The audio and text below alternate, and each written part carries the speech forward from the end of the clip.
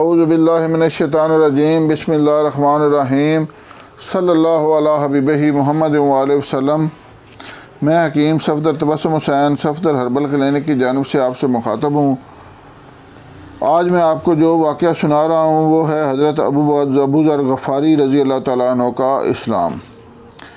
حضرت ابو ذر غفاری مشہور صحابی ہیں جو بعد میں بڑے زاہدوں اور بڑے علماء میں سے ہوئے۔ حضرت علی کرم اللہ وجہہ کا ارشاد ہے کہ ابو ذر ایسے علم کو حاصل کیے ہوئے ہیں جس سے لوگ عاجز ہیں، مگر انہوں نے اس کو محفوظ کر رکھا ہے۔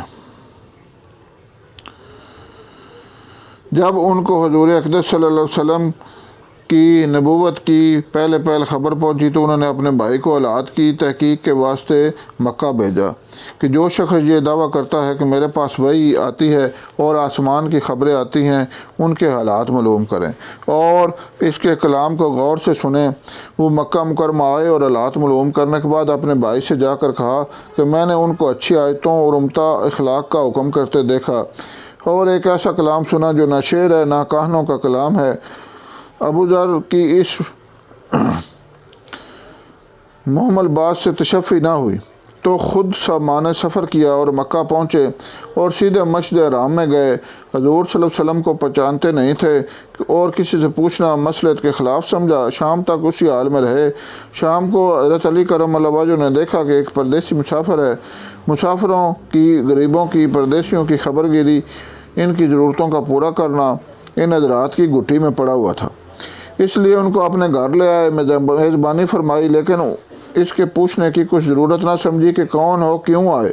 مسافر نے بھی کچھ ظاہر نہ کیا۔ صبح کو پھر مسجد میں آ گئے اور دن بھر اسی حال میں گزرا کہ خود پتہ نہ چلا اور دریافت کسی سے کیا نہیں۔ غالباً اس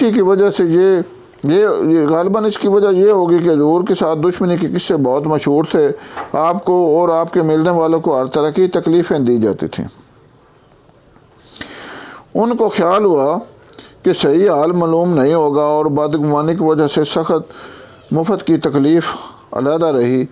دوسرے دن شام کو بھی حضرت علی رضی اللہ تعالیٰ عنہ کو خیال ہوا کہ پردیسی مسافر ہے، بظاہر جس غرض کے لیے آیا ہے وہ پوری نہیں ہوئی، اس لیے پھر اپنے گھر لے گئے اور رات کو کھلایا سلایا، مگر پوچھنے کی اس رات بھی نوبت نہ ہوئی۔ تیسری رات کو پھر یہی صورت ہوئی تو حضرت علی نے دریافت کیا کہ تم کس کام سے آئے ہو، کیا غرض ہے؟ تو حضرت ابو ذر نے اول ان کو قسم اور عہد و پیمان دیے کہ اس بات کے کہ وہ صحیح بتائیں گے۔ اس کے بعد اپنی غرض بتلائی۔ حضرت علی کرم اللہ وجہہ نے فرمایا کہ بے شک اللہ کے رسول ہیں، صبح کو جب میں جاؤں تو تم میرے ساتھ چلنا، میں وہاں تک پہنچا دوں گا، لیکن مخالفت کا دور ہے، اس لیے راستہ میں اگر مجھے کوئی شخص ایسا ملا جس سے میرے ساتھ چلنے کی وجہ سے تم پر کوئی اندیشہ ہو تو میں پیشاب کرنے لگوں گا یا اپنا جوتا درست کرنے لگوں گا، تم سیدھے چلے چلنا، میرے ساتھ ٹھہرنا نہیں، جس کی وجہ سے تمہارا میرا ساتھ ہونا معلوم نہ ہو۔ چنانچہ صبح کو حضرت علی کرم اللہ وجہہ کے پیچھے حضور کی خدمت میں پہنچے، وہاں جا کر بات چیت ہوئی، اسی وقت مسلمان ہو گئے۔ سبحان اللہ۔ حضور اقدس صلی اللہ علیہ وسلم نے ان کی تکلیف کے خیال سے فرمایا کہ اپنے اسلام کو ابھی ظاہر نہ کرنا، چپکے سے اپنی قوم میں چلے جاؤ، جب ہمارا غلبہ ہو جائے اس وقت چلے آنا۔ انہوں نے عرض کیا، یا رسول اللہ، اس ذات کی قسم ہے جس کے قبضہ میں میری جان ہے کہ اس کلمہ توحید کو ان بے ایمانوں کے بیچ میں چلا کے پڑھوں گا۔ چنانچہ اسی وقت مسجد حرام میں تشریف لے گئے اور بلند آواز سے اشہد ان لا الہ الا اللہ و اشہد ان محمد رسول اللہ پڑھا۔ پھر کیا تھا، چاروں طرف سے لوگ اٹھے، اس قدر مارا کہ زخمی کر دیا، مرنے کے قریب ہو گئے۔ حضور صلی اللہ علیہ وسلم کے چچا حضرت عباس جو اس وقت تک مسلمان نہیں ہوئے تھے، ان کے اوپر بچانے کے لیے لیٹ گئے اور لوگوں سے کہا کہ کیا ظلم کرتے ہو، یہ سخت قبیلہ غفار کا ہے اور یہ قبیلہ ملک شام کے راستے میں پڑتا ہے، تمہاری تجارت وغیرہ سب ملک شام کے ساتھ ہے، اگر یہ مر گیا تو شام کا آنا جانا بند ہو جائے گا۔ اس پر ان لوگوں کو بھی خیال ہوا کہ ملک شام سے ساری ضرورتیں پوری ہوتی ہیں، وہاں کا راستہ بند ہو جانا مصیبت ہے، اس لیے ان کو چھوڑ دیا۔ دوسرے دن پھر اسی طرح انہوں نے جا کر بآواز بلند کلمہ پڑھا اور لوگ اس کلمہ کے سننے کی تاب نہ لا سکتے تھے، اس لیے ان پر ٹوٹ پڑے۔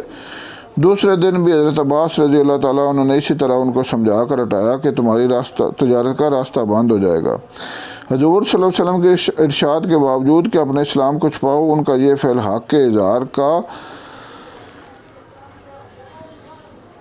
ولولہ اور غلبہ تھا کہ جب یہ دین حق ہے تو کسی کے باپ کا کیا جاتا ہے جس سے ڈر کر چھپایا جائے۔ حضور صلی اللہ علیہ وسلم کا منع فرمانا شفقت کی وجہ سے تھا کہ ممکن ہے تکالیف کا تحمل نہ ہو، اور ورنہ حضور صلی اللہ علیہ وسلم کے حکم کے خلاف صحابہ کی یہ مجال ہی نہ تھی۔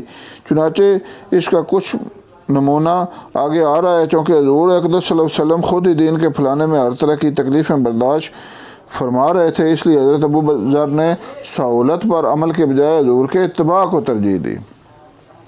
یہی ایک چیز تھی کہ جس کی وجہ سے ہر قسم کی ترقی دینی و دنیاوی صحابہ کرام رضوان اللہ علیہم اجمعین کے قدم چوم رہی تھی، اور ہر میدان ان کے قبضہ میں تھا کہ جو شخص بھی ایک مرتبہ کلمہ شہادت پڑھ کر اسلام کے جھنڈے کے نیچے آ جاتا تھا، بڑی سے بڑی قوت بھی اس کو روک نہ سکتی تھی، ورنہ بڑے سے بڑا ظلم اس کو دین کی اشاعت سے ہٹا سکتا تھا، اور نہ ہی بڑے سے بڑا ظلم اس کو دین کی اشاعت سے ہٹا سکتا تھا۔